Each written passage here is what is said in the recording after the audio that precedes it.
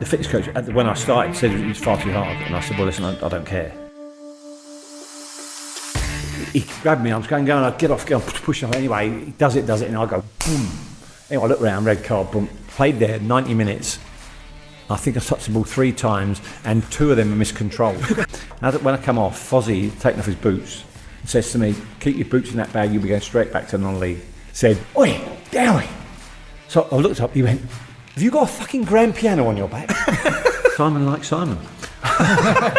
So, my view is that's where we are. I've got not much to say about him, because why would I give him any airtime?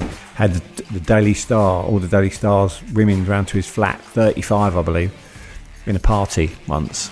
This is the team that will be starting on Saturday, and if it's not, I won't be manager, just so you know. In the end, I'm the manager, it's my responsibility. I didn't win enough games, you get the sack. That is absolutely perfectly fine. Iain Dowie. How you doing? I'm good. Thanks for coming on, mate. Yeah. Pleasure. Very much appreciate it. Scorer of goals, manager of men, the builder of bombs, and the surveyor of houses. Yeah. How'd you like that? Yeah? Is this best one? Yeah. Yeah? Builder of bombs. You might have It was a tester of missiles, really. Was it? Oh. Sorry. Yeah. So just on that, I played at Luton, would you believe? And my mum and dad were Protestants from Belfast, not particularly church going, but I scored the late winner against Coventry, and in the Daily Star was the headline, Dowie whips out his weapon to post in last gasp's winner. So yeah, I used to be a weapons testing engineer. That's what it was. The surveying thing I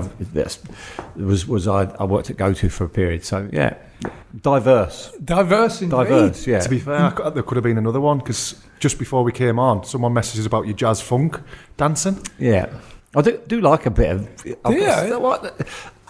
I grew up in. My brother's 4 years older than me, and we were blessed with a fantastic mum and dad, and no longer here from Belfast. Really good with him, and my brother was very protective. I played centre half. He was non-league. It was a brutal league at the time, and he not looked after me because I didn't need much looking after, but he was a tough lad, and so me and him, I used to often tag along, but in the end I got into that, and yeah, I've seen Light of the World, Lonnie Liston-Smith, I've been at Nebworth and Caister and all them things, so yeah, that's my favourite type of music, and do I like to dance? Unfortunately, probably I'm being shown. I like to. If I'm going, I'm not going to not go. And if I go to a club, I'd give it a bust a move. You've got to get involved, haven't you? What music was it? Jazz funk. Jazz funk, yeah. What's that then? Well, if you think, Robbie Vincent, the DJ, you've ever heard of it? Probably before your time, actually.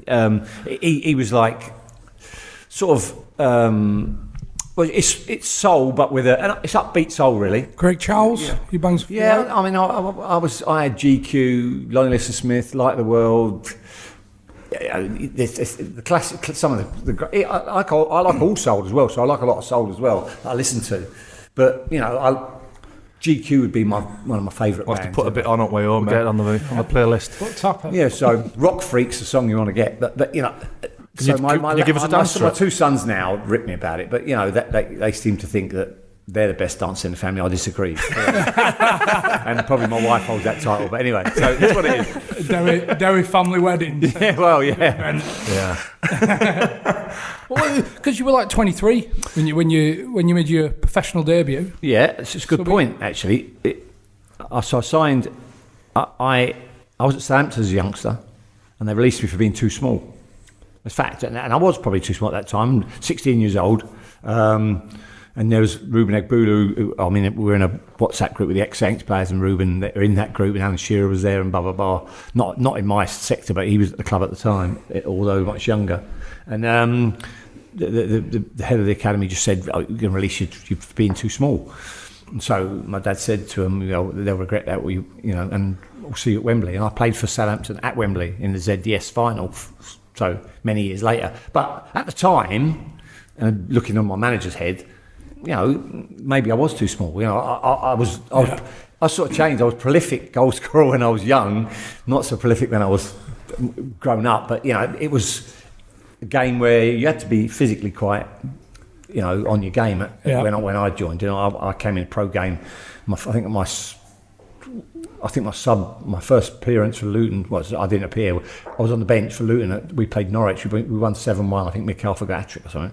And, there was some seriously big players in the team. And you had to survive in a dressing room that was testing. Yeah. Testing. You had it, I'm not being funny, drink was a big part of it, and that's not meant horribly. In lots of ways, I think it's a brilliant thing to let people get rid of their inhibitions, but it was magnificent. Some fantastic people there. Steve Foster was amazing with me. Mick Arthur was sensational with me.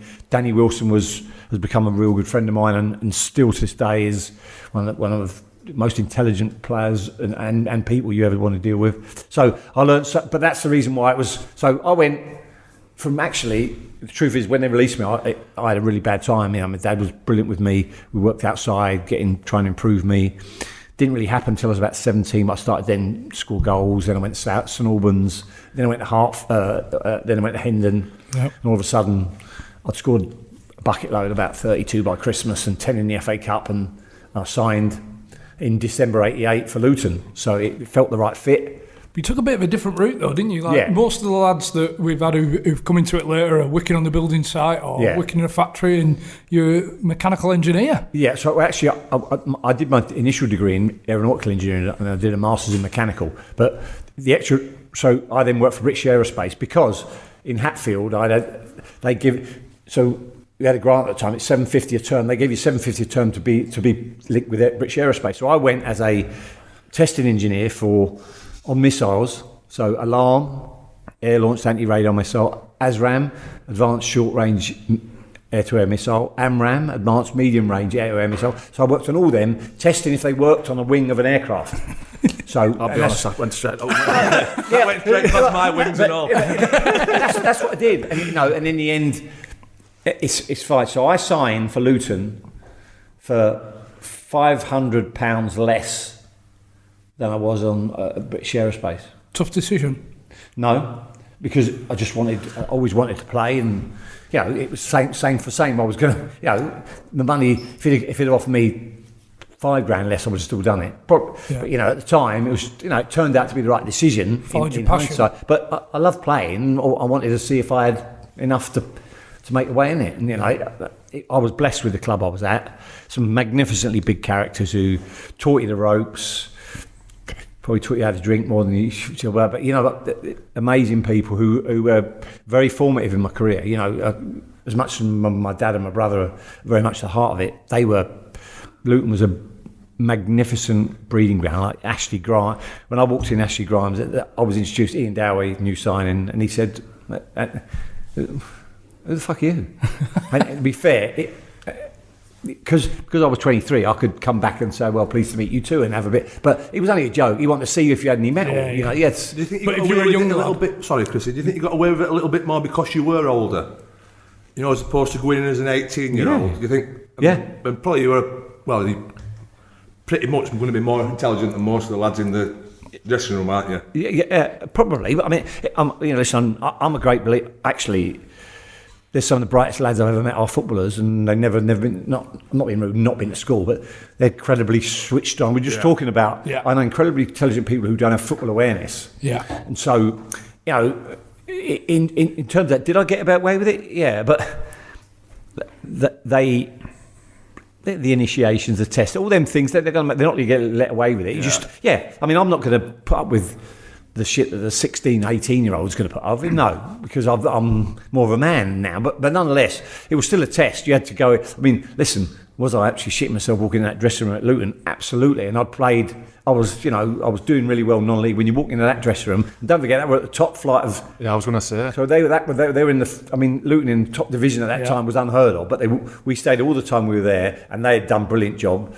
And luckily, Ray Harford, was good with me. God bless him, that he's no longer here, but he was the one who signed me, so I'll be forever grateful for him. But you walk in that dressing room, I was absolutely so nervous. You couldn't have.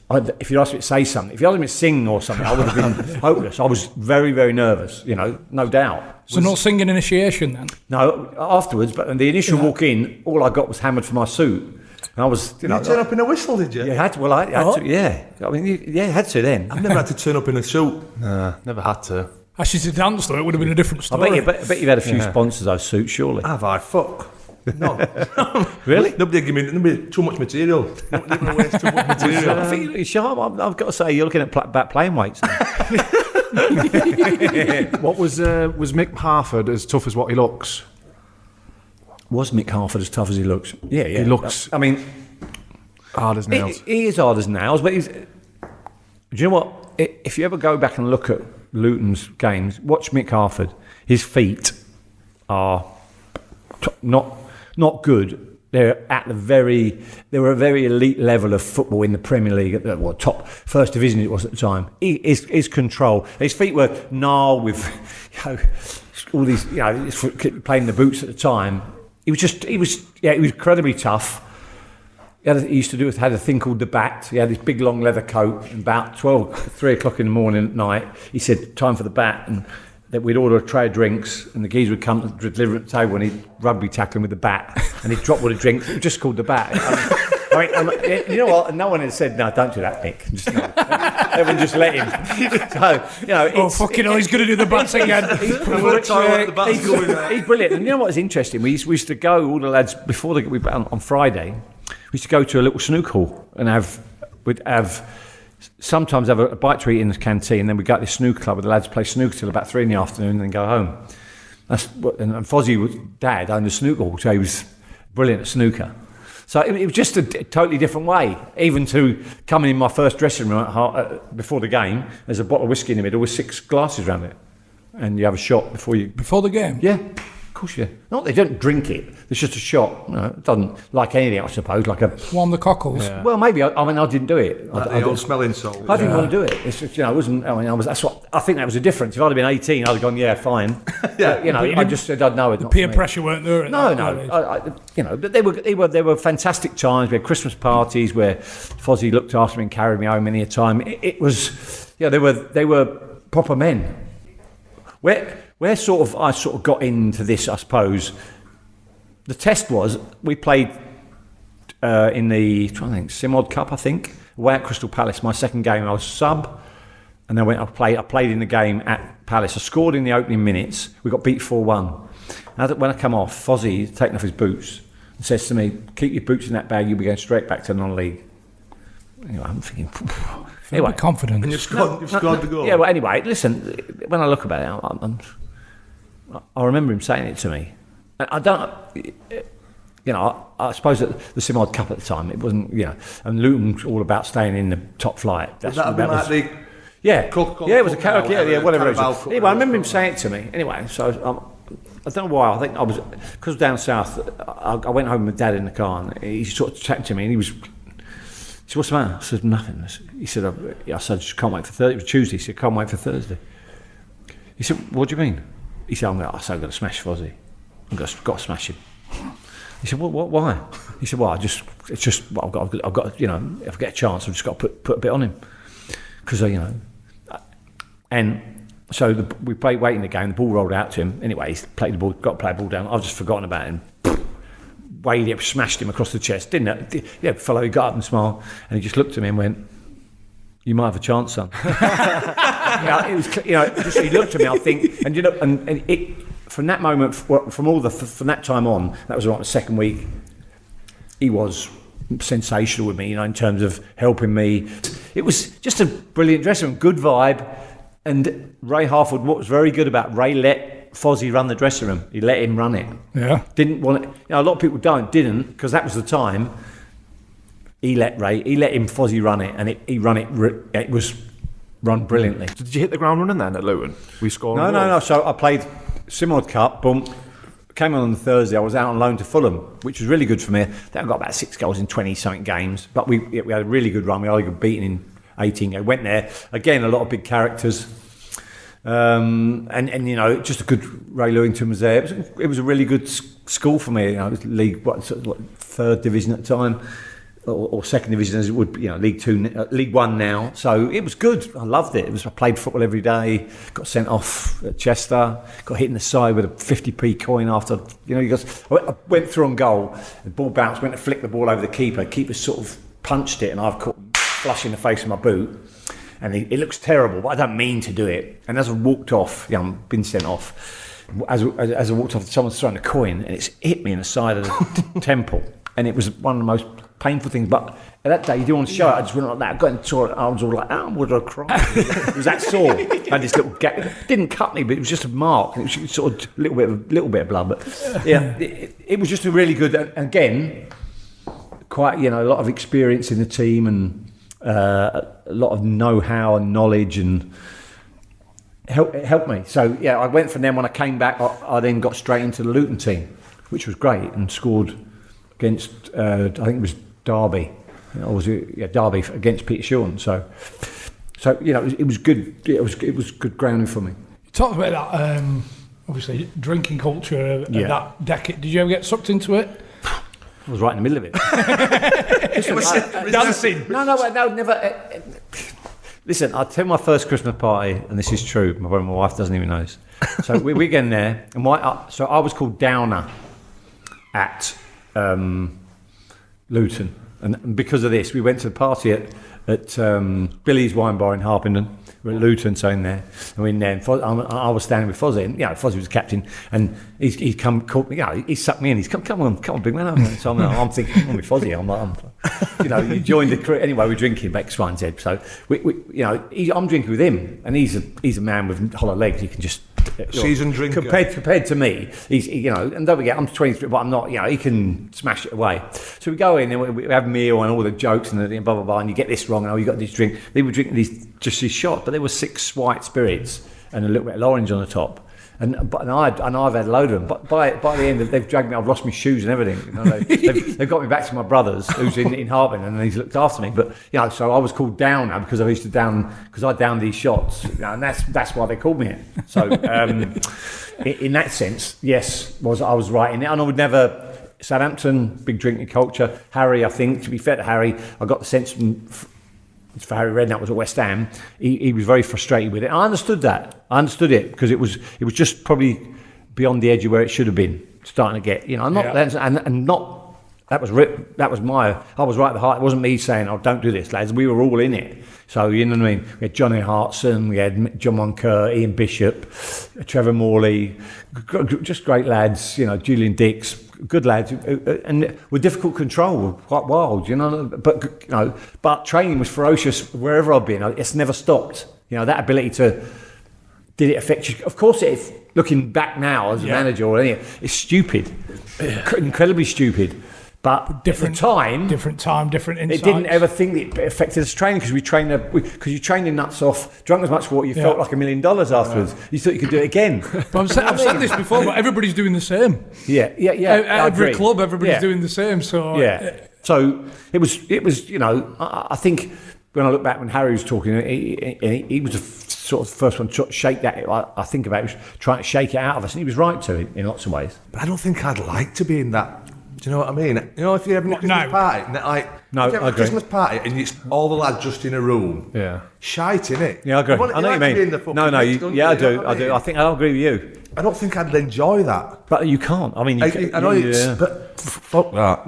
Again, Andy Lonergan said about Liverpool's Christmas party. They had to get a bus underneath in a private tunnel to get into this nightclub in a private room where it was just the players. And they used to go to the Continental, when in peak of our powers. I used to go to Liverpool and Luton. You get beat 5. I mean, they had a tango ball. I used to chase that around. I think I might hold the record. I played there 90 minutes. I think I touched the ball 3 times, and 2 of them were miscontrolled. and swear to God, and we got battered. But Liverpool was. They used to have the Conti. They took over the Continental nightclub in Liverpool and had it as their own. So they were some of the stories at Liverpool were beyond, because I used to people there, beyond belief. Even so they were doing the same. Yeah, it's just now, absolutely. It's I mean, what I love about Jurgen Klopp is. He wins what he wins, and you see him enjoying it. Why wouldn't you? Yeah, exactly. I mean, so I agree with Parky. Football is made up of so many different strands of people, and a lot of them are working class based. Let's be honest, still, and they should be able to allow themselves to enjoy it. You've got to enjoy it. But if you don't enjoy winning games, what you're in playing football for? Yeah. But Were you a West Ham fan growing up as a lad? Yeah. That must have been amazing then when you heard they were in for you. Yeah. Well, Billy Bonds was the manager, was a hero of mine, and so my dad used to take me. And many times I stand outside the North Bank on a Spurs game on a Boxing Day generally and couldn't get in. And so I signed, it all went well, we got promoted. The chicken run was properly, blisteringly, and let me be blunt, this is a true story. So we were having a bad run, all of us were having a bad run. I think we had Man United at home. Anyway, Bish popped a ball to me, right, and it's come up to me, and I've touched it. And as I've gone to do that, I've sort of gone to take it that way. It's hit my shin and gone back and fired, but I've gone to sort of play it around the court. It's hit my shin and fired back at Bish, so it's my miscontrol. And he just takes a heavy touch anyway. I think Scholes onto him, nicks it out, and he fires it into midfield, where I think it's Beckham opens up, slides it through the middle. I think it's Van Nistelrooy comes with, boom, chips the ball in the goal. Anyway, we're having a bad time anyway. Anyway, you can hear it's anyway, I'm walking back and you can hear this, Bishop, this is God's honest truth. Bishop, look at me, you wanker. Bishop, look at me. And by the way, Bishop's one of the most technical, gifted players you've ever seen. He's a brilliant lad and great lad. Bishop, look at me, you wanker. We're walking back, no one's looking. Anyway, Bishop, you wanker, look at me. And we all glanced up and there's a woman standing there. You wanker. Swear to God, in the chicken run, it was priceless.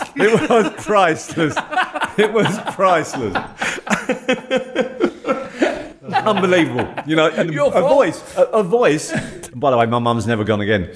So no, but that I'm not being run, and that's not to blame the lady. Actually, at the time, it was a ferocious chin breaker goes over one day. I remember, then he goes to get the ball and the geezer throws him a chicken. He goes like that. And, oh my God, it was they were. That's where all the lads, the loads of banter. It was quite ferocious, quite funny. I had Millwall was probably the best one I've had. So I was playing for Southampton. Ball got flipped over the top. Millwall hated me anyway because I played at West Ham. I was so unlike me, bent running behind the back from, sort of heading for him going. And Michael Gilks played it right back. He'd come past me like a steam train. And he's just cleared it out of touch. Anyway, I've run over to get the ball, and this Millwall lad said, "Oi, Dowie." So I looked up. He went, "Have you got a fucking grand piano on your back?" And I've got to say, it's one of the funniest lines because I was starting to get a bit old, and I got the second time I was there trying to make a run. This kid's come past me like a flag, and you just come back with a grand piano on your back. It's that sort of gallows humour that you have it. Any John Moncur stories? Too many. Johnny was just. Johnny liked to get naked. I like him already. But John was just a brandy and coke man. Would he get naked while you were out? Listen, I do remember once we were out, I think, on a trip. I think, that's where we were. And there we had this. We played. I think we were in Holland anyway. I can't remember where anyway. We played this game. We had a dinner inside. It was lashing down with rain, and we had these tables inside now. And the sort of like the outside yawning stopped there, but the tables continued. We were all there, all the lads were there, and our team there, and I can't remember what the other team, the Dutch team there, and me on the dignitaries at the other end, and Johnny, and I could see Johnny had a few brandy and diets as you could at the time. And by the way, he's a brilliant golfer, Johnny. He's an incredible golfer and a really good player technically. The lads, West Ham loved him because he liked a 2-footing tackle and he'd rattle into a tackle, but he was technically brilliant, as was Bish. And a really good friend of mine. So he came out, and anyway, I could see him, I just see him disappear. All of a sudden, I'm like, yeah, and I look out, and it's lashing down the rain, and he goes like that, jumps on the end of the table, and he comes on the wet. Anyway, comes, and everyone's plates falls. He smashes the whole lot. He goes right to the end, just about stops about that far from the end, and everyone's dinner's everywhere. And he gets up and sits back down at his table like that, and he's got chips hanging out his head. He's soaking wet, and he's just sitting there like that, and they're going, they can't believe it. Anyway, that's just Johnny. So, but he was a big friend of mine, and he's a really good golfer, and his lads have a similar vein, both great footballers. Good fun. It was good times, bonkers. We had I'll tell you a much better story. Harry took us up to Scotland to play against St Andrews, playing. We had a Scottish game up there. But my brother at the time had a corporate tent for. He worked for a company called GE Aircraft. Then he was one of the biggest in the company. And when he said, "Bring the lads up." I said, "Not sure, Bob." He went, "No, come on, bring them over." So we get on the bus, and Harry, I said, "Harry," he said, "Yeah, we'd love to go." Brilliant. So we go in there, and we get in this. We get in this corporate tent with GE, and there's some. So my brother's boss, a lad called Bill Vareski, who was quite disciplined at the time, and he had his ladies in there, and I get him in there quite early. So we're not drinking really. So we sort of had a couple of beers, and then we're in there. Yeah, we're in there, and it's lovely. There's buffet, and we're given a GE umbrella and everything, and a little gift, and it's all very nice and blah blah blah. And so Bill. And they've got all these lovely little different types of fruits and everything going around, and we're all in a big thing. Bill Vareski and his wife are in there, and Johnny Munker's giving it one of them. And he's coming. The fruits coming. He's got one of them, and he's giving one. He's and it was kumquat coming out of his mouth, like that, straight down Bill Vareski's wife's chest, and he's gone, "Let me get it out, love." And my brother's sort of, my brother's panicking, he's going to lose his job, and this is his CEO. See my brother come, and he's a tough. Boom, I go over, and I said, "Bob," he said, "I think it's better time you better go." So no, he didn't get there. We all moved on to another tent, but he was just he was just funny, funny little thing. I mean, shit, he didn't mean it. He popped this little kumquat. He'd done it. He coughed in. He come perfectly in the straight. Kumquatted all over it. Yeah. Oh dear. Did you get invited again? No, we didn't do that. No. Did it ever go too far? Yeah, loads of times. Like when you got in bother with managers and stuff. That? We got sent home from Bournemouth on a trip with all of us. I was me and three others. I don't need to mention who they were, but we were well out of line. We had a game the next day, and we did want. I didn't particularly want to go because I had a Northern Ireland game the week after, but I was made to go. And anyway, it got out of line. We had a few beers, walking down a funny moment actually. We'd been at this bar, and is this the night before a game? It was the day before a game. So we were flying down. Sorry, we were driving down.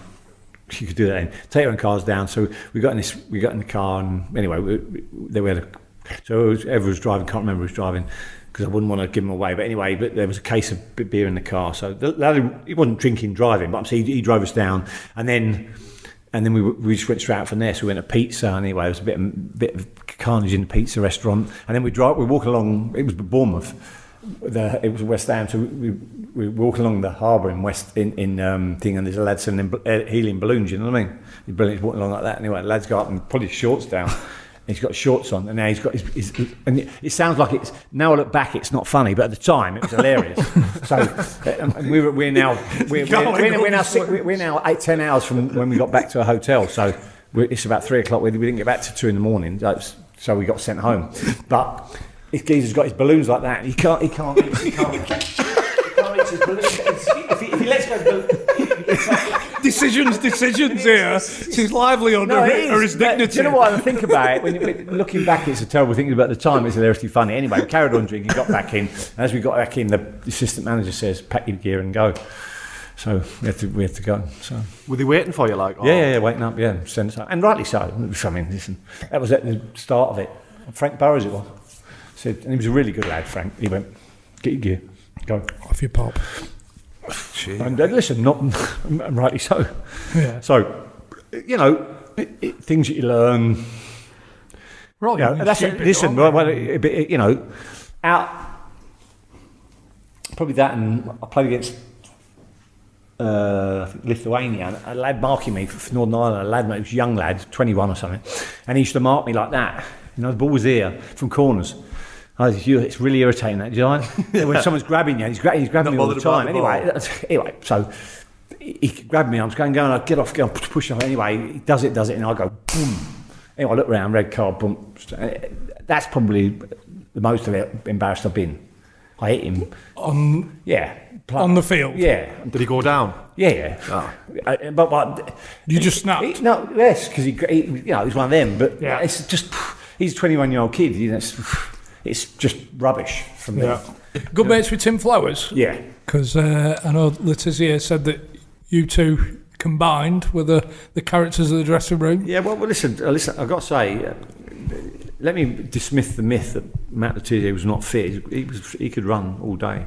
Good. Yeah. I mean, listen, technically, I've never seen anyone technically what he could do with football.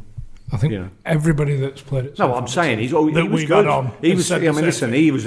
We were in a team of, not being funny, a lot of lads who were fantastic players, but just really hard workers. He was the cherry on top of the cake. You give the ball to him, he just makes something special happen, and many times he did. I mean, this Newcastle goal, so I head it inside. It's a shithead that's behind him. He flicks it with the outside of his boot, it goes over another one, he lobs it over and he side foots it in the net. And I told this story about it, but this is true. So Matt Le Tissier goes through on goal, and when I go through on goal, I'm thinking hit the target. I don't know what you thought in Park. I'm thinking hit the target. He's thinking I'm putting this right in the top corner. That's what he's thinking, and he does. And that's a level of confidence that I never had, but he has. I mean, he's got, and rightly so. He's got a goal. He plays golf the same way now. He's a really good golfer. He's 2 or 3 or whatever he plays, but he's just got that. But at football, he'd come out. The lads would tell you, and he'd bounce. He'd always have a can of Coke and a bag of cheese and onion crisps on the way to train, something like that. Whatever he did, and who cared about that? And he'd come out and he'd throw a ball and it'd bounce on the halfway line, and the lads would say, "Where do you want it?" We'd all say on the crossbar. He'd hit it 6, 8 times out of 10 between there. That's how often he'd hit the crossbar from the halfway line. I mean, it wouldn't be like me. I'd have to hit it, smash it. He'd just caress it. He just timing is just like a Freddie Couples golf swing. It's just so. Yeah, we're a bit of fun. Me and Tim we used to like a sauna and a bit of music, and was he a fellow jazz enthusiast? He's a reggae man. Oh, is he? Yeah. Well, Tim Flowers is a reggae man. Yeah, he loves a bit of UB40 and reggae. Yeah, Tim's a great lad, really good lad. Yeah, great. He's one of the nicest lads I've ever run with. That's never ever paid for the room bill. And he should let you get the tab every time. He did, yeah. he did it in a really nice way. He's a fantastic bowler, brilliant keeper. At that time, he was almost unbeatable. Really good lad. So me and he used to spend an awful lot of time together, room together. He was very, really, Saturday, Friday nights was really serious because we both love football and we used to talk about it for hours. He was a bit, we used to have plenty of fun, but he was a. When he went, delighted for him to win the Premier League, because if anyone deserved it, he did. He was that season, a couple of seasons, was magnificent, and just good fun. And I suppose like me, like beer, and like to what he was probably better at than me was he'd go home and have a couple of beers at home, whereas I'd go out and have a couple of beers. So do you think he should have left Southampton, Le Tissier? To looking back, something. Listen, my view is Matthew could have graced any football team in any of the front 4 positions. So let me say, we know a lot of us 4-4-2, but any of them 4, any of the 2 wide positions, any of the 2 centre forward positions, 1 dropped off. He could play any of them. Would have graced any team. Do you think he could have been a Cantona? Do you know if he went to Man U? Do you think he could have had that status? No doubt. I wonder how he looks back. I don't think he looks back, because I think if look back now. I mean, who's better? If you talk about Southampton, who do you talk about? Outside the team or whatever it's seen with the cup, whatever. Way back, he's now, and rightly so. I think he's an ambassador of the club. But I think he could have probably had 7 or 8 years. Yeah, listen, I still think he should have played more for England. I don't know why that was. Yeah, maybe if it, and probably at that time it was picked from the bigger clubs. I think he had a soft spot for Spurs. I think he was maybe going to go to Spurs at some point. But mate, if you could have the lad I played with, who made many flick-ons look magnificent to me. And by the way, I got on great with him. He worked incredibly hard for me too, set me up lots of times. But that was a special player. Did you see that second spell at West Ham prove something? Just after the early stint. Maybe a little bit. I mean, listen, Harry's very kind to me about this. It was a brilliant bit of business bringing me back. But in the end, Well, I look back, it's my team. I didn't score enough. Listen, of course, I added something to it. I started the season with Palace and then went to Harry, and I hit the ground running. So it was good. Particularly most of the first season, I broke my leg at Stockport, which you'll be aware of the own goal and everything. I just watched it for the first time before. It's a belter, isn't it? It is remarkable. Is it remarkable? That's what I call it. I've got to say, I blame Ludo. To be fair, he's got to save that. No, but listen, no one knows. Everyone probably doesn't. But I think the West Ham. I broke my leg in that same game. Went through on goal, and as I went through on goal, I hit the shot. I think deflected to keep the legs, and I just twisted my leg, and I had a spiral fracture. So I came back on. I was running around for another 10 minutes, and the physio's going, "What are you doing?" I said, "Well, it's just sore." He said, "Looks like it." He said, anyway, took me off. So anyway, I had a spiral fracture in my leg. So. Then I come back and I had it bad without scoring. Then I scored the own goal, put us out the cup. Then I came back and I still hadn't scored again. And then I scored against Wimbledon at home, going bananas, and it was disallowed for offside. and then I went to QPR at the end of, and rightly, it's the right time. So which I did and played a few games for them, and actually Ray Harford, who was the manager at the time, bizarrely enough, signed me as a pro and then took me as a coach and said, my first day I walked to the building and said, take the forwards. So he just signed me for 50 grand from West Ham. He went, take the forwards. I said, well, I've come in to play. He said, just take the forwards. Anyway, we had a chat after. He said, listen, just saying, take the forwards. Anyway, I love doing it. Because I'd done my badges, and there was some lively ones there. John Spence, who was him and Ray were having a bit of arguments and bits and pieces. So it was quite interesting just to do that. But so you did not play much then? No, well, I played a little bit when I played the odd time, and then when Jerry came, I played a bit more. Played about another 8, 9, 10 games, but not a lot. So because Jerry kept me in the coaching loop, and then when you get out of it, you get out of it. So do you think coaching half retired you then? Were you ready to retire? Probably not, but I probably think it did. But I've got to say, many people disagree with me. I like coaching more than playing. Yeah. Always found it. I loved it. Really, I love playing. Don't get me wrong, I adored playing. I always adored playing football. But I love the tactical aspect of it. I loved coaching. I like getting involved with that. It's just something that sort of gets to me. I'm fortunate enough to get a team back in the Premier League. So from being fourth bottom at Christmas to get to win against my old team, West Ham. But to have the team, the players that we had, when I think about that, we just had a belief. You can sometimes get on a run that just works, and so. That period, even a period at Coventry, which I love when I went in there very late, and we had a great run, and we won 6 out of the last 8 games. We stayed up, so I like doing that. I mean, the trouble is you end up firefighting too often. You can't keep doing it. You can't do it in a hole or whatever, or go into Newcastle with Michael Owen being injured a lot of the time, not playing. You're missing out on goals and getting a perfectly good goal disallowed against Fulham, which keeps us up. All them little things, but it's just the way it goes. So I love coaching. No one would ever take that away from me. So when you work with 11 players, I think it's more and more demanding now because of what goes on, but it's still. The bond I had with every single player in that team at Palace was very special, special. Everyone, single one, even the ones who weren't in the team. What was your approach in management with, like you said you made mistakes yourself as a lad, as a player? My first game at Oldham, we played away at Port Vale. We won 1-0 down. We 1-1.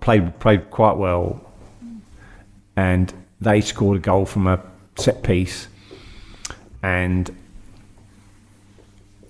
it was my responsibility to communicate the substitution. They made a substitution, and I should have communicated better, and the geezer who scored the goal was unmarked. It's my fault, and I said it in front of the players. That's my fault. Yeah, my fault. It was my fault, and that's because I'm young. I mean, listen, we had a situation So I was at Oldham with John Sheridan was there as manager, player, fantastic player. They're both there, the Sheridan. Yeah, both. Darren's great. Grows a little Rottweiler. I played him at Barnsley. Nasty little bastard. Yeah. Hospital and pains. But listen, he was brilliant for me. Absolutely fantastic. I got on great with both of them, still do. And I came in after a game. We got beat 1-0 by Plymouth. We absolutely battered them. And, coming after the game, and there's a ball fizzed across the air, and Carlo Corra's him. I thought, and he went for the ball, and the keeper came out, and he sort of didn't go. And I said, anyway, chatting X, Y, and Z. And I said, listen, what we need to do is a little bit more bravery in front of goal. I said, listen, Carlo, I think you could get your head on that ball. And he went, what do you mean? What do you mean? I said, well, listen, there's no reason. There's a reason why you haven't got a scar on your face. You've got to be a little bit braver. And, put your head in there. He said, what are you saying? He stood up. Anyway, and it's something I'm not proud of. I said, sit down. And he went, what are you saying? I said, Carlo, do yourself a favour and sit the fuck down. Anyway, but now my head's gone, so I'm walking towards him. And to be fair, he does sit down. I can see him, and he's sort of not teary, but he's got, he's emotional. He's not crying, but he's teary. Anyway, luckily enough, I sort of catch myself on. Anyway, I walk out. I'm thinking, we're on a great run. It was a stupid time to do it, but I was emotional. So I came in on the Monday morning. I had the meeting. I said, listen, on Saturday, someone held themselves with a bit of grace, and only one person did, and that was me. So I apologise unreservedly to Carlo. I just lost my head, and just like I say, apologies to Carlo in front of you all, everyone. But so I just lost my head, and I apologise for that, and walked out. And John Sheridan knocked on the door and went, "Well done." I said, "Well, what? I've just been truthful. I was wrong." He said, "Yeah, but trust me, if you hadn't said that, you'd have lost the dressing room. You'd lost us all." Just something as simple as that. Yeah, and you can lose a temper easy. I mean, listen. Is that personal dignity really important to you? Yeah, I think. Listen, you can't. I'm not great. Listen, I don't think in modern day you can't blame players. Mm-hmm. You can do it. You've got to do it privately in the room and show them videos and all that. But it's very important. Listen, you make mistakes, and I was young at the time. I made mistakes. Listen, I've had to. Ches will tell you. I went between me and Ches had a couple of run-ins when we had a couple of incidents, but they were remain between him and. But I hadn't did it in the right way. I know I was right, and he the following day said to me, "Thanks for that." So John was a big player. John was our best player. I'd have thought Ches would have gone, you should have just fucking hit him. Yeah, you fucking Chris Packett. That's what he called you if you're useless. You see, he had that ability to just drop a ball on a sixpence right where you want it to be. Just run and I'll put it there. He's a top player. Could have played Premier League, and we had a great run, and we should have maybe gone up. QPR was a bigger club than us, and that's what it was. But shame to see them where they are now, which is desperate, unbelievable, desperately poor. What's your approach that day before your first day at Crystal Palace? Yeah, because morale's low, and the turnaround from when you walked in was unbelievable. So, what's your thoughts sat at home? Tomorrow I'm going in for the first day. Listen, my approach is I'm excited. I can't wait to start. So I'll tell you how we start. So I always got in early, so I got in at 6:30, 7 o'clock. When the lads walked in, all the training was set out, and they probably hadn't had that before. It was all set out. That is now, but it was all set out. So when they come in at 8:30, 9 o'clock, everything was set out. So I had it all planned. So we came up, good warm up. John Harbin come in, it was brilliant. So how's the warm up started? So we get on the pitch. We're going, and John says, just do nice, loose. I put pole, 4 corners, nice jog round the pole. So they jog round the pole, come back in, and John says, jog round the pole again. Goes again, and comes in again. I think it might be the third day this was. I'll tell him the first day, anyway, third day or something like that, fourth day. Anyway, he goes, jog round the pole again. So the lads are now fucking starting to bleed. And Powell, he's a good lad, said, what the fucking is running school? So he said, listen lads, here's how simple it is. I tell you to run round the poles. Run round the poles. Don't cut corners. You cut the corners. No cut corners and you've got a problem with it, no problem. You see me, Johnny, he's an ex-Australian, you see me and you don't like what I do, we'll get the boxing gloves in the afternoon, we'll get it out. And Powell, like, this massive. So, Powell, if you want to have the boxing gloves this afternoon with me, no problem. Me and you get in there and get on with it. And yeah, they're all looking at this fucking idiot anyway. So, but what he did was, a warm-up, and to be fair to him, his warm-up, he never, all with the ball, never seen the same warm-up one day in a row. It's all different. So my first day, I come in there, I've got our fitness guy there, and we go on this, we've got this high tempo warm-up that I do with the ball. And then we go in, and we're 20 minutes into our first session, and I can see him come on my shoulder, the fitness lad there. And he says, Iain, have you got a minute? I said, not now. So anyway, the train goes on, blah, blah, blah, I'm doing it. So blow the whistle, have a breather, lads. So I said, yeah, come on. He said, have you got a minute? I said, yeah. So he flips his laptop on. He says, have you seen heart rates here? I said, yeah. He said, this is big areas you got in. Well, we play on a big area, don't we? He said, yes, I'm just letting you know. He said, have you got 15 minutes more left? I said, because you're getting injuries here. I said, listen, we've got 4 more of these. And he's gone, what? It's impossible. I said, no, we've got 4 more of these, exactly these. That's what I'm doing, 4 more. 4 more. So this will be 1 hour, 45 minutes we'll be doing of this. And he goes, it's impossible, you get injuries. I said, well, listen, that's what I'm doing. We'll break it down. We'll have some water breaks. The breaks will get longer. Chill out. There's a bit of fun in between. We'll, mix it up with a bit of head tennis and bits, but that's what we're going to do. Anyway, sure enough, no one gets injured, and they get through it. But we every week we trained incredibly hard on a Tuesday, incredibly hard. So we were fit as anyone. So. But always with the ball. We did everything with the ball. Outside of running, we did a half hour, 45-minute running thing that I believed in at the time. But John actually changed that a little bit and put balls involved, which made it better. So we had a thing at the end of it. So we were super fit. I changed the food, made it an easier environment. So the fitness coach was saying, look, you're working them too hard. The fitness coach, when I started, said it was far too hard, and I said, "Well, listen, I don't care. I think there's something to be gained from taking them into the beyond where they should be.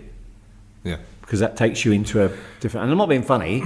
It's not. Not too much. No, not too much. It wasn't brutal, but it was some. We had some incredible athletes. I don't. If you spend time getting to know someone, like I used Clinton Morrison's as a good example. Clinton was great.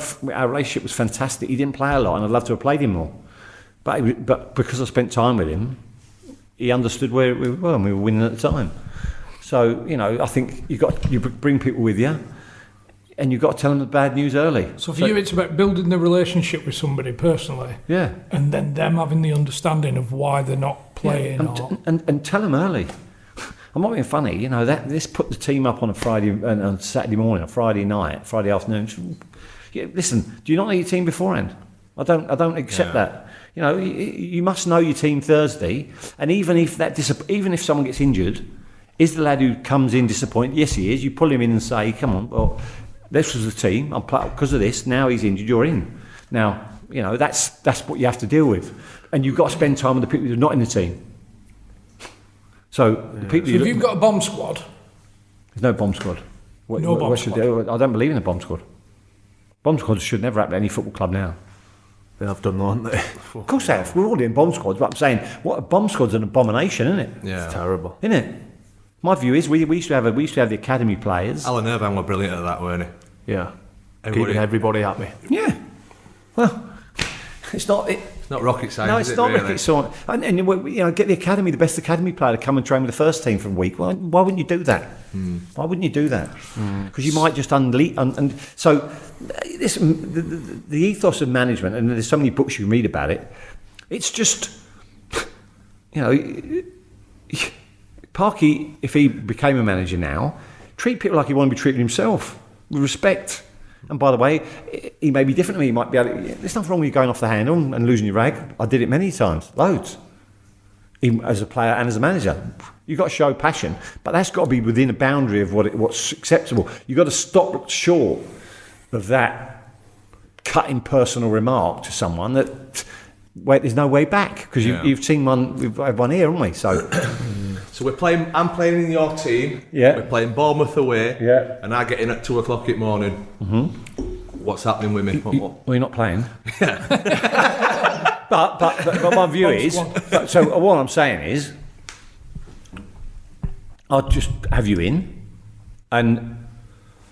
Get me 2 weeks. No, of course. But I just would listen. I'd come in. I'd be very angry, and I'd say to you, I need to understand why you thought why you thought you could do that to everyone in the team. What's your lack of respect for all of your teammates? Yeah, and I'll try and put it on you. So you've let not only let yourself down, you've let your teammates. Yeah, like a hot air balloon. No, but my view is, I'd just like to know what. Listen, and I've done. I haven't done it in a professional game in terms of that. But I've done it in friendlies and all that when you've let yourself down. We've all done that. So I'm not trying to. But what my view is, if a game of a professional game with something on it, whatever that means. So I'm talking about a game that means something, not a friendly. Any game. I need to understand why you need to do that. Why did you need? All right to do it. Yeah, and what I'm saying, you might say to me, "Well, fuck, I don't like you." I say, "Okay, fine, no problem. Okay, but why don't you like me?" And then you say, well, you don't do this, you don't do that, you don't do that. But that would be difficult for you to say, because I will take you out in the afternoon to work with you. So you know what I mean. So I do spend the time. I've had one that probably the worst one. I don't understand it. It was a bit, we didn't get on, and I think in the end, when I handed him his 2 weeks' wages fine, he hated me forever. But I just told him, if you'd have told me at the time, before you did what you did, I would have let you do what you should have been done and be with your family. But you didn't. You picked a youth team coach to say, I'm going in. I'm not training on Sundays when you have a day off. And as a result, I've got no other option. You said you told him on Saturday you weren't going to train. You didn't turn up on Sunday. You were in my squad and you were sub. You didn't turn up on Sunday when there's a game Monday. I've got to do what I've got to do. If you'd have told me that, I'd have said, no, of course you can be with your daughter. Yeah. Don't bother coming Sunday. Just play, because you're a senior player. But you didn't. You told the coach you weren't coming in. He told me after the game. So he took the easy option. He took the easy option. I said, I've got. So he says to me, he comes in early Monday morning saying, listen, of course, I understand you've got a problem that you haven't seen your daughter. I've only got to speak to her. He thinks he's getting away with it now. So there you go. Before you go, there you go. So what's that? Well, I've told you would have. But what you didn't do that. You did this. So there you go. It's 2 weeks' wages. At the time, what was it? 110 grand, a lot of money. He's a big player. He's a big player. I think I'd fucking hate you and all. And by the way, Parky's spent more on that in a suit. Just in cloth, that is. Soup. So, when it came to leaving Palace, obviously, the shitstorm. Yeah, sure, yeah. Like, how was that for you personally? Well, listen, it's just one of them, listen, you can decision making at the time, the decision to Palace to Charlton was a difficult one. Not because of the unbelievable rivalry, because of what happened when we went down at Charlton. So I suppose that's where that's coming from, and that was a season after. Don't forget. So that's not. I wouldn't profuse to say it's my finest hour, but nonetheless, my time at Palace was, came in fourth bottom, got them promoted, in within one goal of staying them up, and then got them in the playoffs. It's not a bad record, is it? So I'll stick. And by the way, I don't know, is it 60 million or something? 70 million we made the club. So, yeah. So whatever he can listen, he shouts his mouth off what he wants to talk about. Is this Simon Jordan? Yeah. So listen, he can say what he wants. I know my record at Palace. I know what I did at Palace. So however he wants to contribute. And all I'm saying to you, what he needs to look at is have a look at what we spent in the Premier League. Just have a look at that. Ask any Palace fan what we spent in the Premier League. You see, it's. Seems like you're happy in what you did. And what listen, my view is, I Simon. What is this Simon? What is he actually like? Is he what we who don't know and think of him? Is he? Well, listen, Simon likes Simon. So my view is that's where we are. I've got not much to say about him because why would I give him any airtime? Was he difficult to work for before all this? Even when you were doing well and what have you? Was he still one of them when you thought, I need to watch it? Well, I think, was he difficult to work for? I mean, we had some issues, don't forget we finished the season in the playoffs and then the lads haven't been paying the bonuses for goodness knows how long. So that was an issue before the playoff final. So we get in the playoff final and the bonuses haven't been paid. Yeah. So we managed to get them paid in the end. But anyway, so is he thinking I'll pay it with the money? No. Well, listen, I don't know. But what my view is, how was he with me? Most of the time, he's perfectly fine. Well, virtually all the time outside getting players in, which was a problem. We got. Only he will know. But I'm saying we have Cahill didn't go over the line. Michael Carrick didn't go over the line. Dean, I don't know if I last name for his name. He's a good mate of mine. From Norwich. Dean Ashton didn't go over the line. So anyway, they just didn't happen. So my relationship was perfectly fine, and then at the end, it became, clearly as it did. So,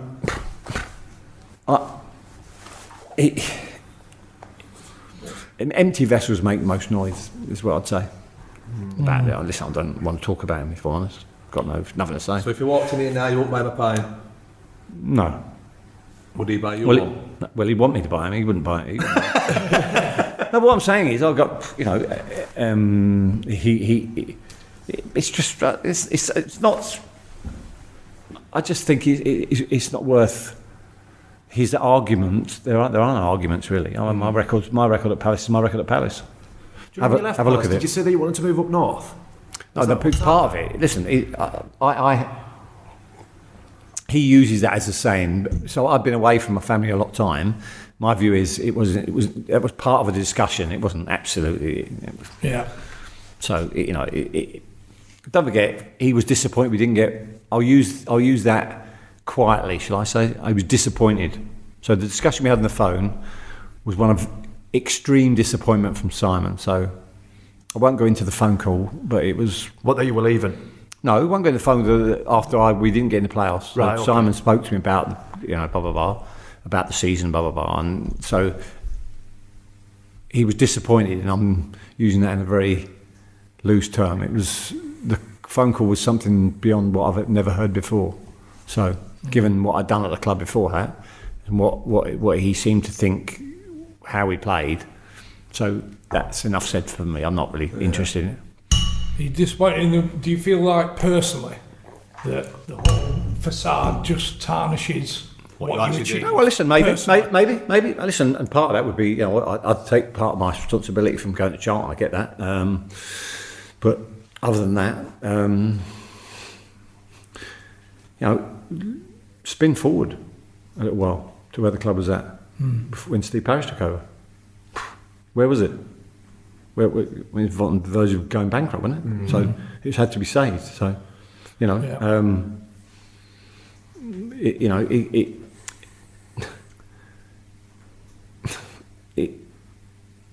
likes to talk a lot.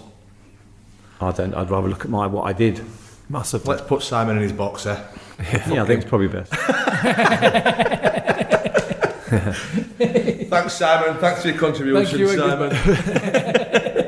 Did you go to Charlton trying to do the same things what you did at Palace? No, look, lots of different ways. A couple of mistakes I made at Charlton that I don't want to go into, to be fair, in the end. Listen, we were in a quarter-final of the Carling Cup for the first time in a long, long while, and they sacked me after that.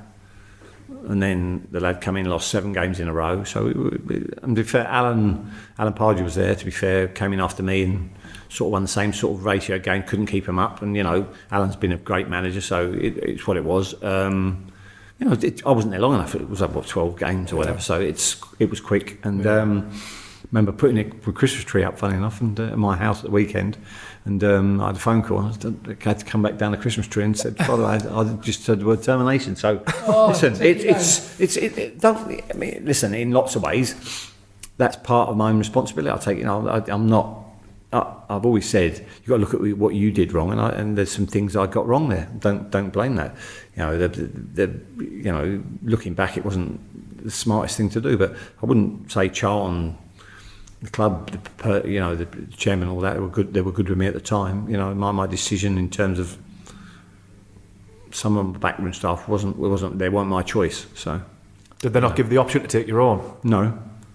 No, that's a big thing. One was fantastic. The other wasn't. So, but anyway, it's old milk. In the end, I'm the manager. It's my responsibility. I didn't win enough games. You get the sack. That is absolutely perfectly fine. So I'm not anyway.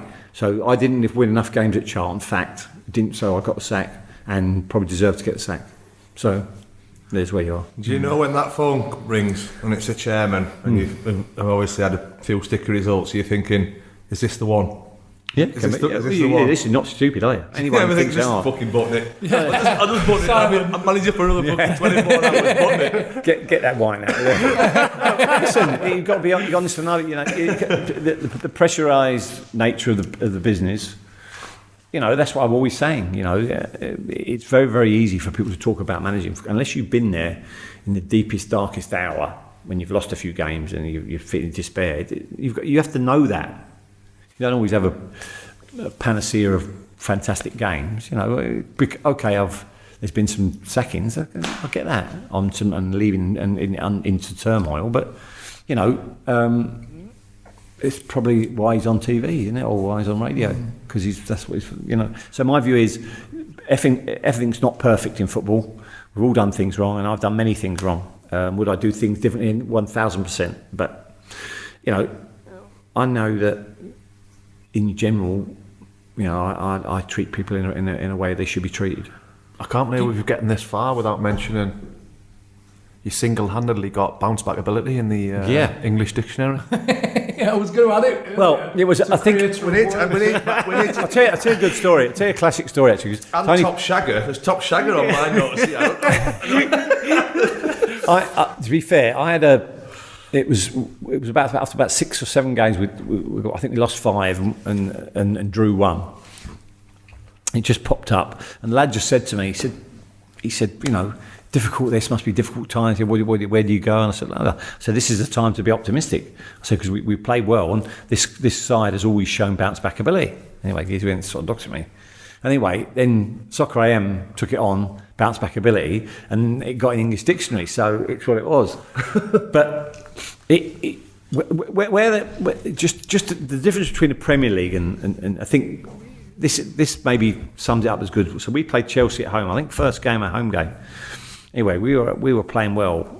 So they were miles better than us, don't forget. But they had all sorts of players. I think Robin and they had Drogba and Lampard and magnificent players, and John Terry and Carvalho, Ashley Cole, magnificent. They were much better than we. We were in the game. Anyway, I'm saying to you, so my whole thing before is, listen, they've got incredible wingers. When they get wide, lock onto Drogba.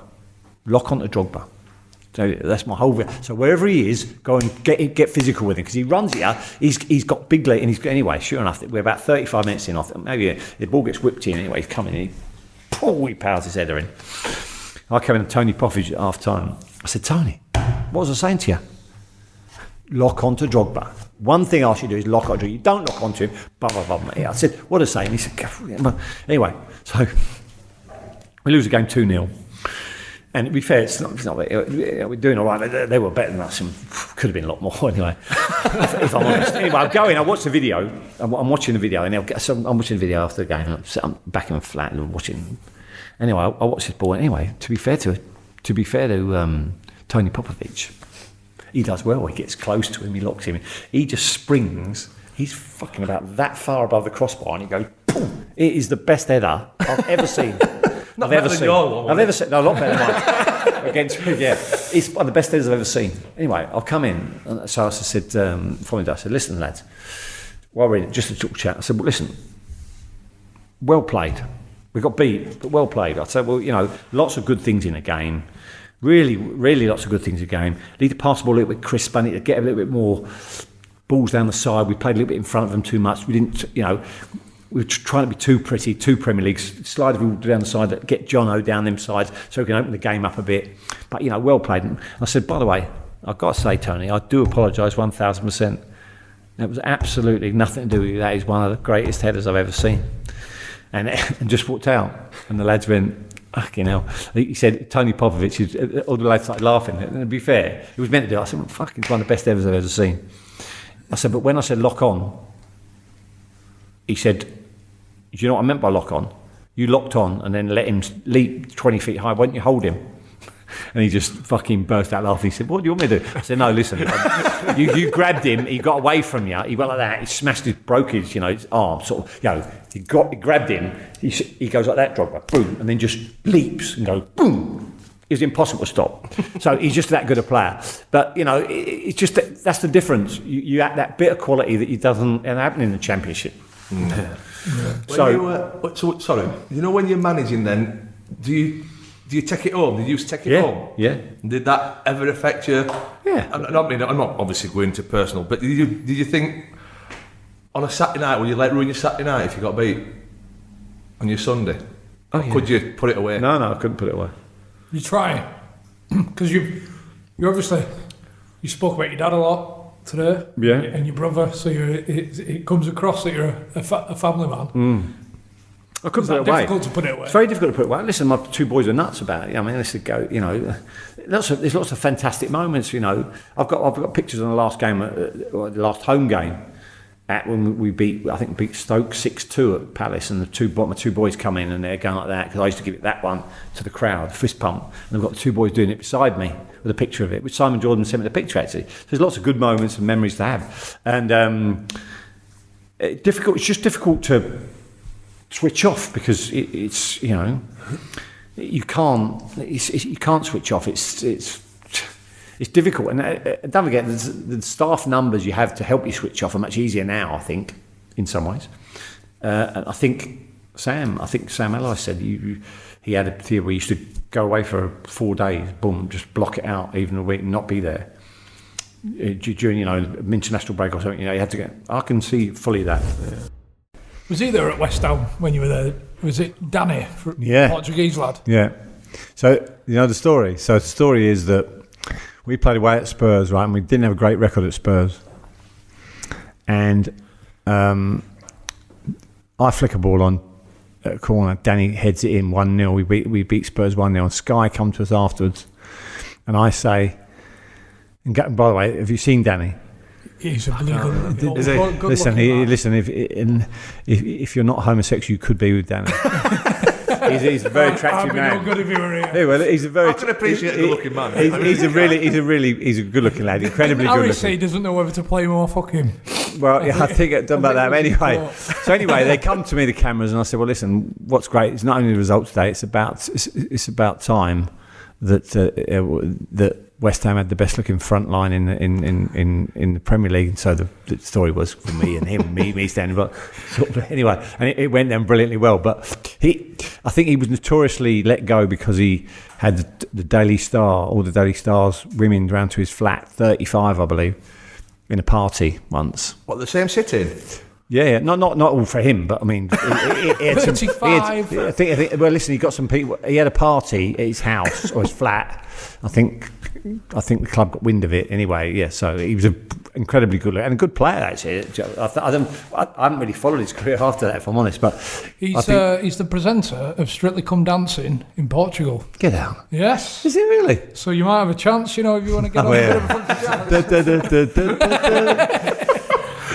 That must have really? been. Yeah. Really? Yeah, I could see that. I knew he'd become a TV presenter. Anyway, actually, he wasn't a bad player. When there's lots to admire about him. I mean, to be fair, I think the women went up about 200% at West Ham. I could have gone to that party with 35 Daily Starbirds, right, and end up with one of them fucking sister. 100%. If I'd have been at that. Fucking story of my career, that. Anyway, so he was. I think Harry signed him. So he was a good-looking lad, and I think he liked the finer things in life. He liked the razzmatazz and that celebrity. So that was, by the way, if you think about the time, it's probably one of the first time you'd had that sort of celebrity, party. He never had that. He was just going down the pub and doing what you're doing. So just a different what it is now, I suppose. So. But it was. I think it's still the best looking forward line they've ever put out. Just about. Frank McAvenny might have said something about to be at that fucking party, yeah. No, yeah, agreed, yeah. Did you take any of the stick home from the terraces at West Ham when you weren't scoring? It's not. No, not. Not affect you? No, of course it affects you. The people say it doesn't affect you. It's like lying. I mean, you've all been here. People say things that cut you to the quick. That's why I'm never a great fan. You've got to imagine when they're massive players. Beckham's, wherever they are, and the abuse they take. It's not acceptable. You can't, for how great they've been. You know what I mean? So it doesn't matter when someone calls me whatever they call me. It doesn't bother me a lot. You know what I mean? Most of the lads who come are henpecked husbands anyway, so it's what it is. No, but I mean, in some of it is beyond the pale for me. I think there's a case of hoying them out. I think I think. I mean, I didn't. When I used to go long ago, but I haven't been on the terraces for a long while. It wasn't at the level that it was when I managed, for sure. It's a lot. I think it's probably come down a bit now. I get it. I don't see it as much, and that's rightly so. I think there was a period in that 90s, 80s, and 90s where it was quite ferocious.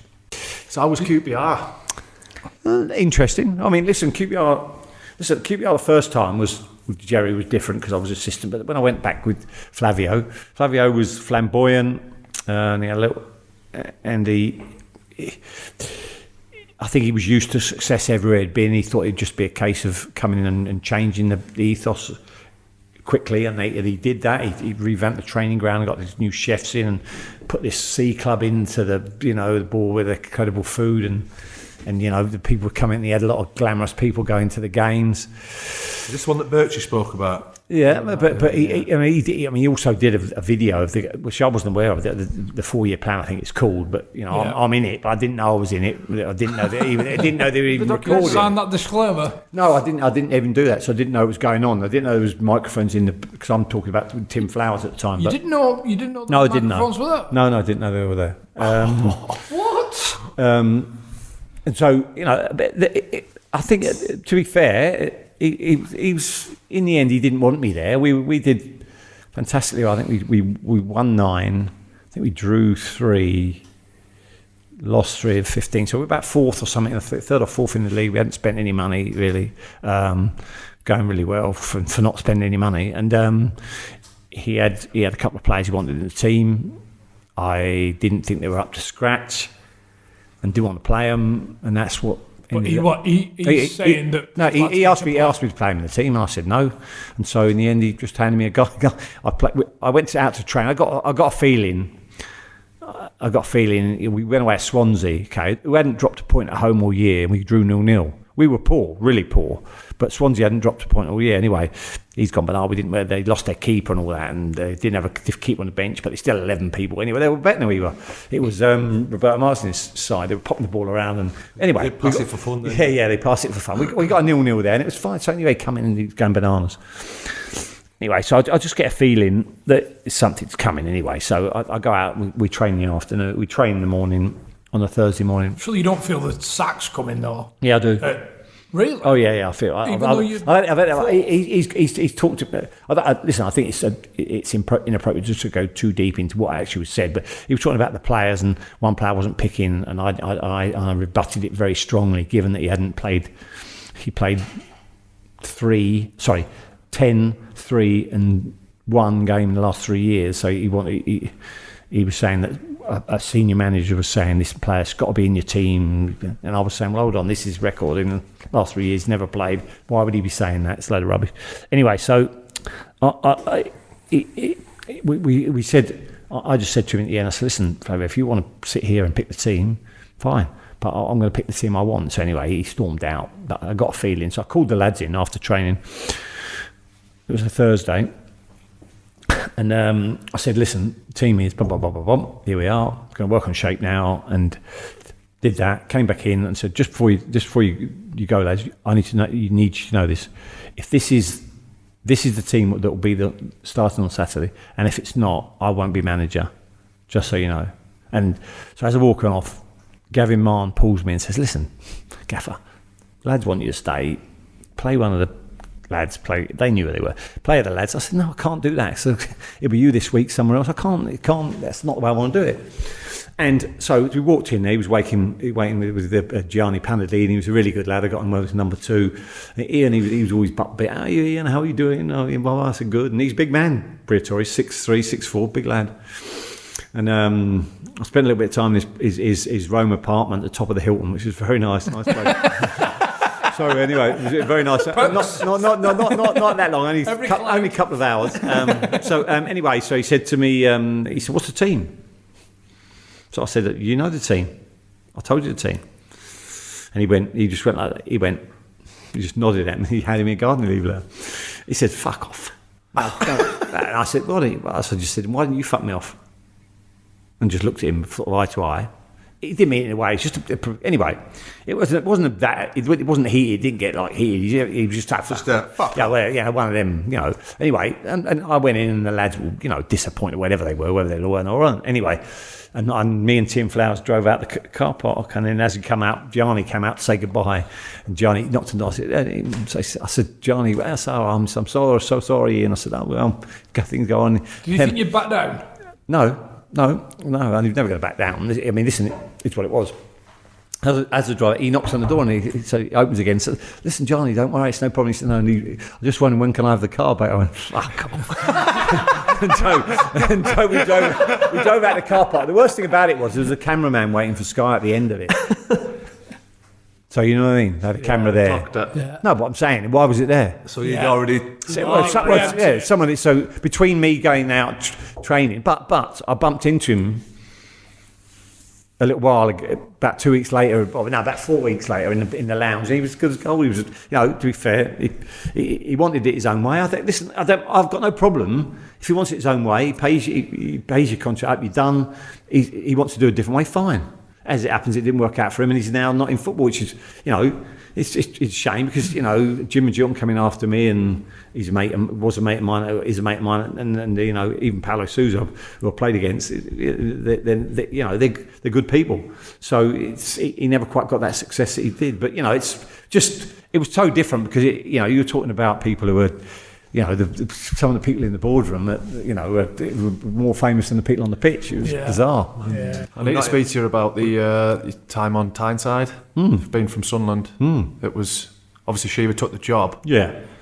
Were you the first person he called saying, I want you to be my assistant? I don't know whether I was the first person he called, but who wouldn't want to go and manage Newcastle with Alan and try and come up. We come up with a detailed plan. I think that they implemented a little bit. It just didn't go. We lost Michael Owen, which was never got a chance to get Michael Owen in the team enough. And we didn't get enough goals. As I say, we got a perfectly legitimate goal against Fulham that was disallowed for no reason by the referee, and not that that's blaming it. We were very poor against Villa, and I said that after the game. I had to say it. We were really poor against Villa at Villa, although it was a shame that Damien Duff deflected the own goal because Damien was a tremendous pro. But was there some bad eggs in there?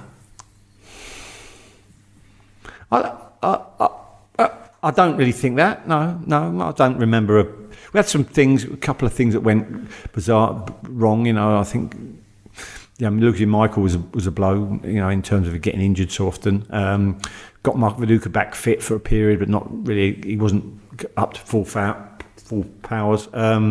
There's some bits ongoing on at the club. I would say there was some issues, in terms of that. But listen, it was, he said to me, "You're coming in for 9 games." I said 6.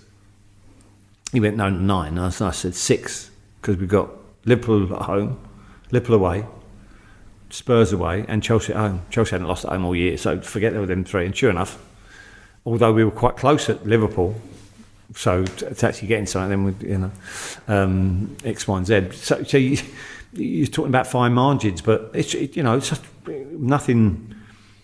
Would have been a great pleasure to Alan that kept them up. But, it would have been amazing to see what had gone on. But that's life, isn't it? It happens. Fantastic part of the world, just like Sunderland. I got football with Sunderland quite a bit now. I'm doing Middlesbrough at the weekend. Funny enough, I'm doing Middlesbrough Barnes. They're all great football clubs, and Sunderland's an amazing football club. That had some of my finest moments. Well, one of my finest moments in the incredible moment. To be fair, I'm Graham Murray, Mick McCarthy. Bloody hell, Need to talk about that semi-final. Well, it's unbelievable. Yeah, talk about Ireland as well. Yeah. Well, listen, the semi-final was bizarre because both sides were quite good defensively, and it sort of went out the window in the first leg, 4-3 or whatever it was. Palace now against. Palace. Yeah, sorry. And then we went up there. Anyway, we start the game well, and the big lump gets a decent goal, a good header, and we're on the back. Big lump. No, not the big lump. Kevin Kyle. Oh, yeah, good lad. He was a really good lad, actually. Got to say. And anyway, I think, did he get another one or something? Anyway, I can't. They go 2-0 up, and then they're cruising. So we're playing okay. We're dogged. We're disciplined. We're not very good. Doing all right. Anyway, we get sending off 20 minutes into the second half. Anyway, we're up against it. And then with minutes to go, and then we get delivery into the box, and big Darren Powell heads it into the goal, and so we're going to penalty. Well, we're equalised, so now we're in it, and he jumps over the crowd and hits a disabled person chair, and falls. But the disabled fan is still going like that. He's lying on the floor like that, don't care, shaking. Anyway, so.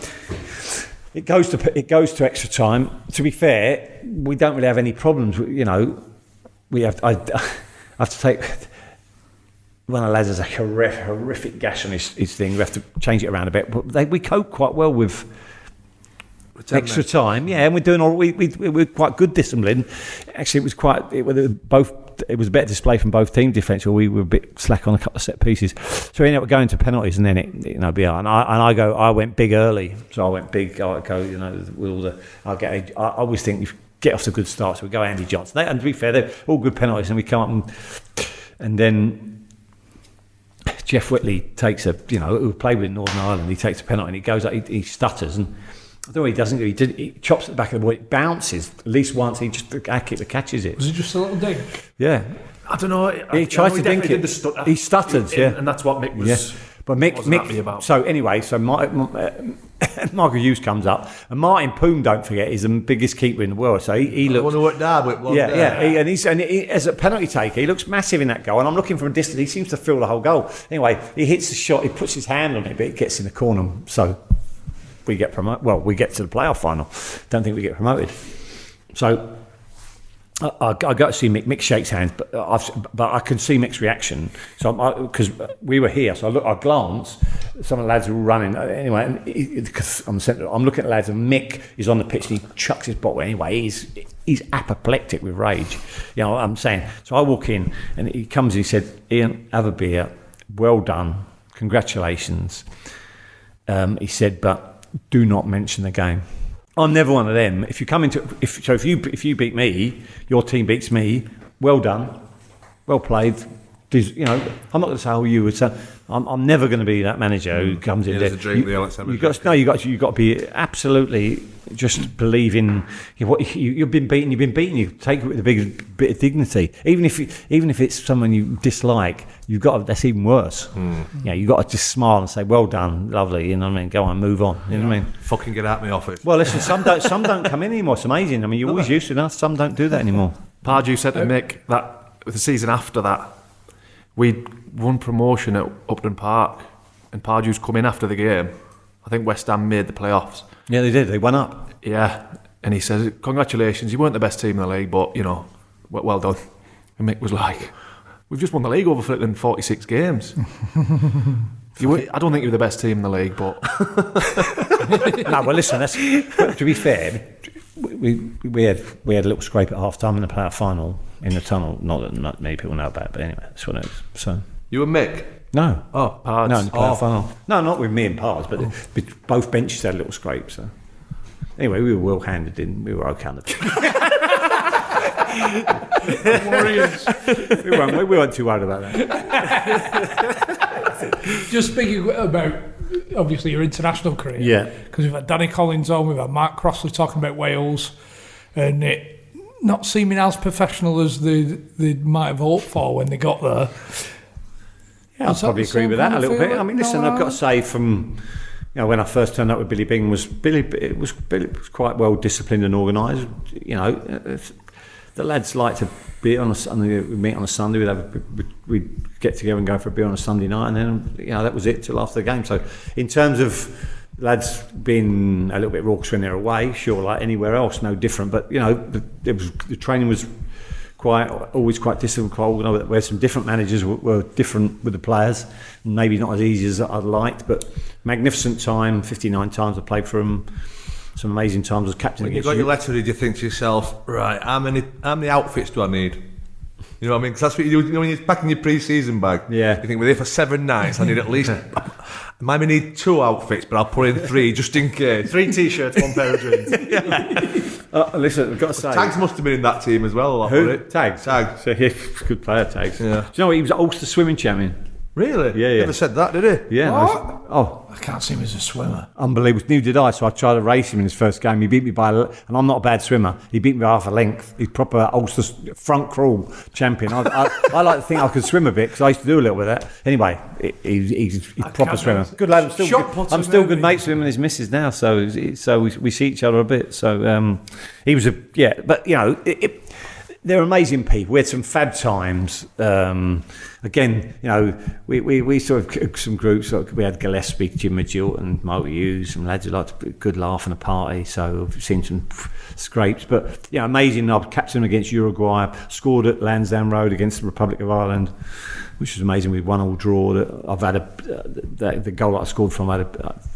Someone sent me a painting. One of the artists sent me a painting of it, which is lovely. What I've got in the house. I've got to put on the wall. It's up on the wall now. I put it up a couple of days ago. Nice things. I've got the caps, so I've got how many caps we've got. So we don't get one a year. You don't get every cap. You get one a year in Northern Ireland. So you don't get 59 caps. You get tight bastards. Yeah, well, not because they're quite expensive. To be fair, it's expensive thing, whatever they are. So I had a great time.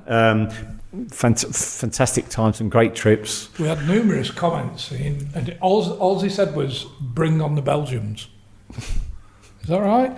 Who said that? On Twitter. On Twitter, when we put we just had numerous comments, "Bring on the Belgians." Well, right? Yeah. I mean, it's a difficult. I can tell you about that. It was about a manager, right?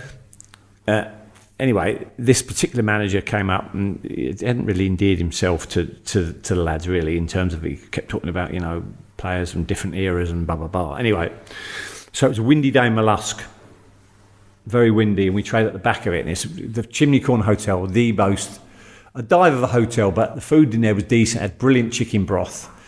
That did have brilliant chicken broth. That was all you said for the hotel. Brilliant chicken broth, so that was good. And so the food wasn't great, but the ladies in the hotel were amazing, and they did decent scran. So the food was okay, but the hotel wasn't the greatest. But the training ground was at the back of it. It was windy. It was just playing fields. So nothing, just normal playing fields that the Sunday lads played on. That's what it was.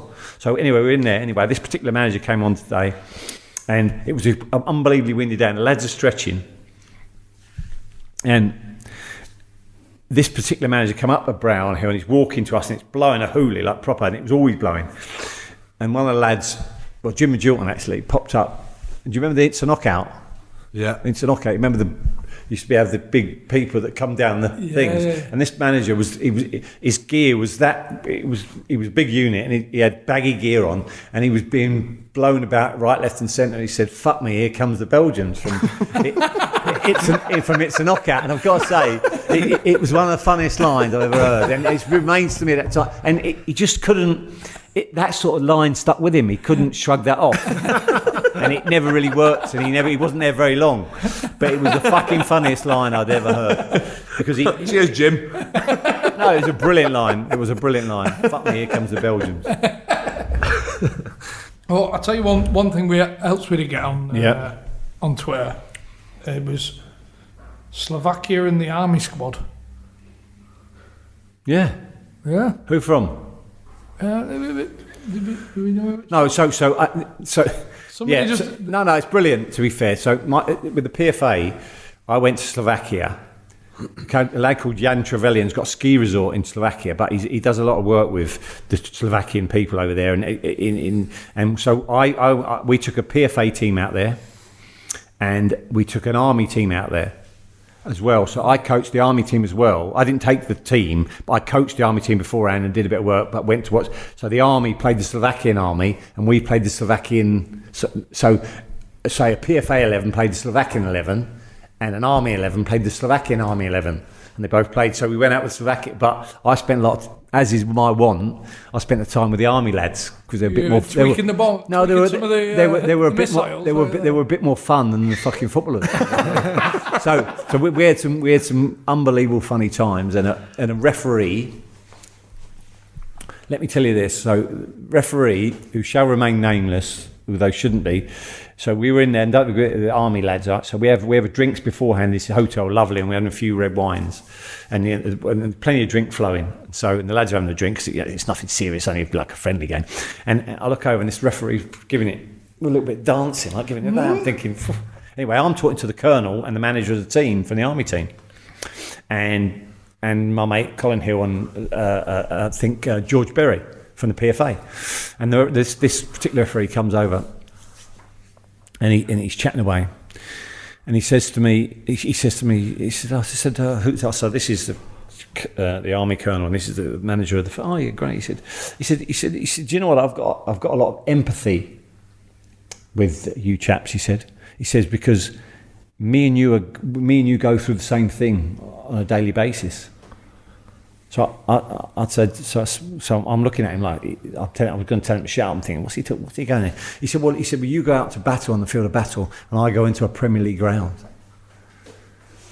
So well, put that as a comparison. So he did. So I say to him, what the fuck are you talking about? so I say, excuse me, Colonel, sorry for my language. What the fuck are you talking about? These lads look down the barrel of guns. You have to wave a nice little flick of a card here and there. It's not even in the same wavelength. But that referee fell asleep on the corridor. Pissed. He was pissed. Okay, listen, I'm not blaming him for being pissed, but we've all done that. But if the fella sitting on the corridor, the army lads were brilliant enough to take his wallet and his phone and keep them. But then they also put a load of ironing boards on top of him.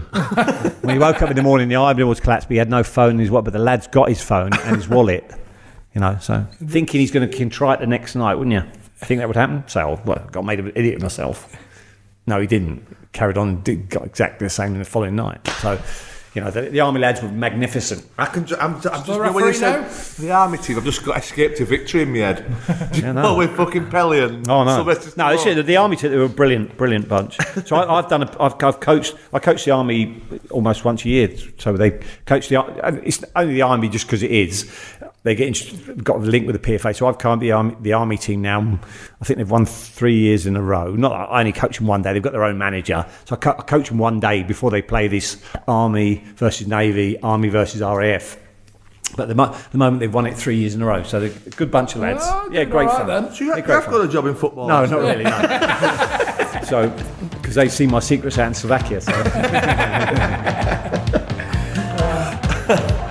Well, cheers, Ian. Yeah, thank you very much. No, pleasure. Thanks for coming on. No, absolutely. Thanks for coming on. No problem. Oh, the ref. Oh, yeah.